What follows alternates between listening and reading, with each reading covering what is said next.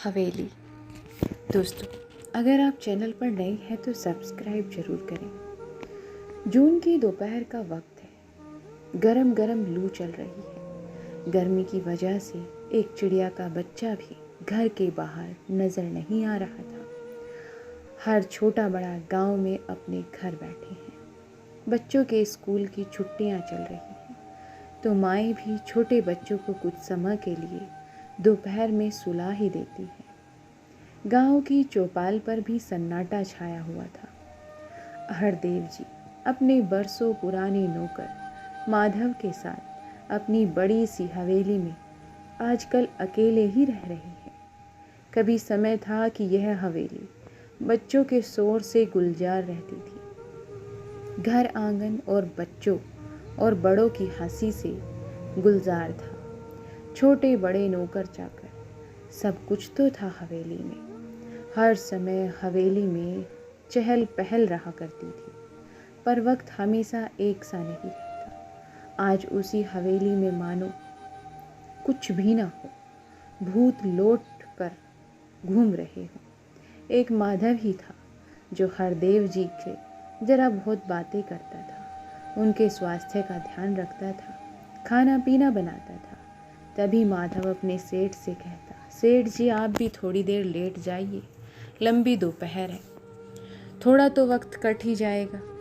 पर हरदेव जी को इस समय न तो दिन को चैन था और न ही रातों को आराम। आजकल उनके दिन बस गुजर रहे थे, रातें बस कट रही थी। उनका अकेलापन उन्हें काटने को दौड़ता था। कभी वक्त था कि उनका बहुत रुतबा था गांव में। वह इस गांव के जाने माने आदमी कहे जाते थे। वो गांव के सरपंच भी थे।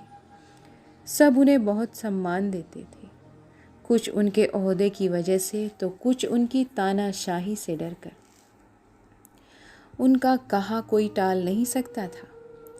असल में एक समय था जब हरदेव जी के पिता रमेश चंद जी दूसरों के खेतों में हल चलाया करते थे। रमेश चंद जी बड़े सीधे और सरल संतोषी स्वभाव के थे, लेकिन हरदेव जी शुरू से ही बड़े महत्वाकांक्षी रहे हैं। उन्होंने अच्छी शिक्षा हासिल की और अपनी सूझबूझ से खेती की बारीकियां सीखी। गांव भर में उनका फर्श से अर्श तक आने का उदाहरण दिया जाता था। यह आज उनकी मेहनत और सूझबूझ का नतीजा था कि गांव भर में उनके खुद 10-12 खेत थे। उनकी खुद की बनाई एक और बड़ी सी हवेली थी। फिर क्या था, धीरे धीरे उनका खुद के बनाए रुतबे और हैसियत का गुमान उनके सिर पर चढ़ने लगा। वो ना अब अपने माँ बाप को कुछ समझते थे, ना ही बीवी बच्चों को। उनका अहंकार था कि बढ़ता ही जा रहा था।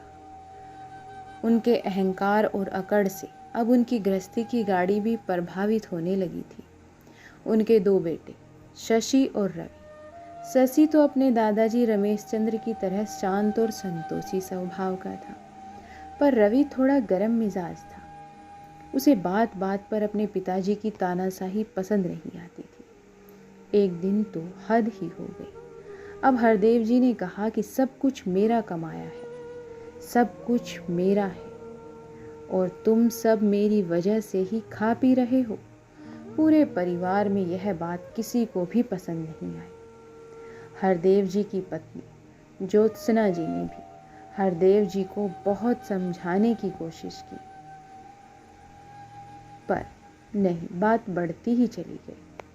रवि को यह बात बहुत नागवार गुजरी। उसने कहा यदि नौकरी ही करनी है तो कहीं और कर लेगा, पर यहाँ इस तरह अपनी जिंदगी नहीं बिताएगा। और वो उसी समय खाली हाथ ये कहकर हवेली से निकल गया कि अब मैं कुछ अपने दम पर ही बनकर दिखाऊंगा। हरदेव जी भी उस समय गुस्से में थे। उन्होंने में गुस्से में कहा, हाँ हाँ देखता हूँ कितने दिन कमा कर खाता है। उस दिन का दिन और आज का दिन 20 बरस हो गए। रवि लौट कर नहीं आया। सुना है उसने भोपाल में अपनी लगन और मेहनत से अपनी कोठी बना ली है और खुद का व्यापार भी खड़ा कर लिया। और सुखी सुखी अपने परिवार के साथ जीवन व्यतीत कर रहा है। उधर शशि की उम्र भी शादी की हो चली थी। शशि के रिश्ते आने लगे थे। हरदेव जी ने एक सीधे सरल परिवार से नाता जोड़कर उसकी शादी तय कर दी। उनकी अकड़ अभी बाकी थी। उन्होंने बेटे की शादी के कार्ड पर अपने माँ पिताजी का नाम नहीं लिखवाया, जिसकी गांव भर में चर्चा हुई। पर कहते हैं ना, बड़े आदमी के सभी ऐब दब जाते हैं। हरदेव जी के पिताजी ने कहा तो कुछ नहीं, लेकिन उन्हें मन ही मन अपने बेटे के इस व्यवहार पर बहुत दुख हुआ। उम्र तो थी ही, लेकिन मन ही मन वे दुखी रहने लगे और एक दिन उनकी आत्मा परमात्मा में विलीन हो गई। उधर शशि को बहू अब घर आ गई थी। उनके खूब अच्छे से घर परिवार की सारी जिम्मेदारियां संभाल ली थी, लेकिन ज्योत्सना भी अभी मन से बहुत दुखी थी। उन्हें रह रहकर अपने छोटे बेटे रवि की याद आती, लेकिन कर भी क्या सकती थी। शशि की शादी के लगभग 5 वर्ष बाद भी ज्योत्सना जी स्वर्ग सिधार गई, लेकिन हरदेव जी की तानाशाही कम नहीं हुई। वो सारी कमाई, सारी बचत खुद संभालते। शशि को छोटे छोटे खर्चों के लिए अपने पिताजी के सामने बार बार हाथ फैलाना पड़ता था। कमी किसी चीज की नहीं थी, बस यहाँ ऊंची दुकान, फीके पकवान जैसा हाल था। हरदेव जी वक्त की नज़ाकत को समझते थे। वे नहीं समझते थे कि वक्त बदल रहा है। हरदेव जी वक्त की नज़ाकत को नहीं समझते थे। खर्चे बढ़ रहे हैं, उन्हें थोड़ा बहुत छूट तो शशि को भी दे देनी चाहिए थी। वैसे भी शशि जैसा श्रवण कुमार उन्हें पिछले जन्म के कर्मों और नसीब से ही मिला था। शशि परेशान रहने लगा कि घर के छोटे मोटे खर्चों के लिए पैसा कहाँ से लाए। पिताजी तो ज़्यादा समय बाहर चौपाल या किसी के साथ बैठकर गुजार देते थे। शशि मन ही मन सोच रहा था कि मैं पूरी जिंदगी पिताजी की परछाई बनकर गुजार दी और आज ये फल उसे मिल रहा है। पर फिर मन को समझाता, पिताजी बड़े हैं, कोई बात नहीं, बड़े हैं, उनका हक है मुझ पर, एक दिन सब ठीक हो जाएगा, सोचकर वो शांत हो जाता। लेकिन एक दिन जब हरदेव जी ने अपनी पोती की पढ़ाई का पैसा देने से यह कहकर मना कर दिया कि क्या फ़ायदा है ज़्यादा पढ़ाई का, जाएगी तो ससुराल ही, फिर क्या करना है किसी पराई अमानत पर खर्च करके। इस एक बात ने शशि और शशि की पत्नी सुगंधा का दिल तोड़ दिया। वे दोनों लड़का और लड़की में कोई भेदभाव नहीं समझते थे। वे दोनों को अच्छी शिक्षा देना चाहते थे।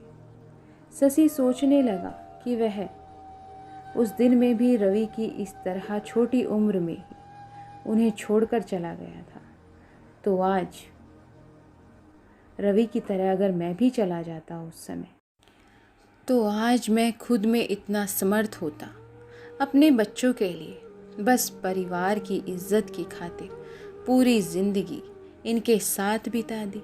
लेकिन शशि की पत्नी सुगंधा को यह बात बिल्कुल पसंद नहीं आई। उसने अपने पति से कहा कि मैंने आज तक आपसे कुछ नहीं कहा, लेकिन आज बात आपके स्वाभिमान और बच्चों के भविष्य की है।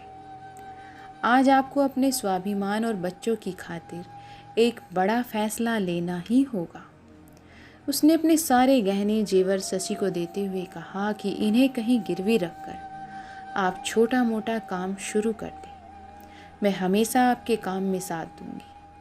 भोले बाबा पर विश्वास रखना, सब भला होगा। बस उस रात हवेली में हुआ ये फैसला उस हवेली की रौनक अपने संग ले गया। गांव में धीरे धीरे लोग अब हरदेव जी से कन्नी काटने लगे थे। हरदेव जी अपने किए पर पछता रहे थे, सोच रहे थे कि उन्हें अपनी तानाशाही की वजह से जीवन की संध्या बेला इस तरह तन्हा काटनी पड़ रही है। तभी दरवाजे पर दस्तक हुई।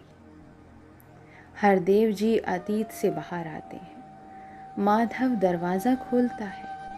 माधव कहता है, सेठ जी देखिए तो कौन आया है। हरदेव जी देखते हैं कि बाहर शशि और उसकी पत्नी सुगंधा और बेटी मणि के साथ आया है। शशि और सुगंधा आगे बढ़कर हरदेव जी के पांव छूते हैं। शशि अपनी बेटी मणि की शादी का कार्ड हरदेव जी के हाथों में देता है। वह कहता है, पिताजी आपकी पोती आईपीएस अफसर हो गई है। पोती का हाथ लड़के वालों ने मुंह से मांग कर लिया है। अच्छा है परिवार, अच्छा है। बस अब आपको चलकर ये विवाह अपने आशीर्वाद के साथ करवाना है। हरदेव जी शादी के कार्ड में अपना नाम पोती श्री हरदेव अग्रवाल और स्वर्गीय ज्योत्सना अग्रवाल जी की पोती ये पढ़कर रोने लगते हैं। अपने बेटे से शशि कहता है, मुझे माफ़ कर देना बेटा, मैंने तेरी शादी में अपने पिताजी और माँ का नाम अपनी झूठी अकड़ में नहीं लिखवाया था। ये शायद उसका ही नतीजा है कि भरा पूरा परिवार और घर आंगन होते हुए भी आज मुझे इस तरह जीवन अकेले काटना पड़ रहा है। रवि तो शायद मुझे कभी माफ़ करेगा ही नहीं। मुझे आज जाकर ये समझ में आया है कि व्यक्ति के कर्म जिंदगी भर उसके साथ साथ चलते हैं। जिंदगी एक आईने की तरह है, जिस तरह के कर्म हम करते हैं वो ही आईने की तरह जिंदगी हमें दिखाती है। बेटा, मैं इस लायक नहीं कि इस कार्ड पर मेरा नाम लिखा हो। शशि कहता है, पिताजी आप माफ़ी न मांगे, आप बड़े हैं, आपका आशीर्वाद हमारे लिए बहुत मायने रखता है। मेरी रवि से भी बात हो चुकी है, रवि भी शादी में आने वाला है, उसे भी आपसे कोई गिला शिकवा नहीं है। बस आप हमारे साथ चलने के लिए तैयार हो जाइए, मैं आपको लेने आया हूँ। शशि कहता है, भला आपकी पोती का विवाह आपके आशीर्वाद के बिना कहीं हो सकता है?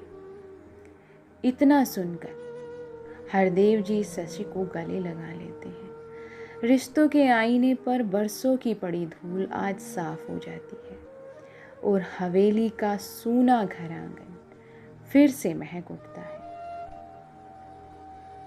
तो कहानी को सीख समझ कर पढ़े, व्यर्थ में ना लें।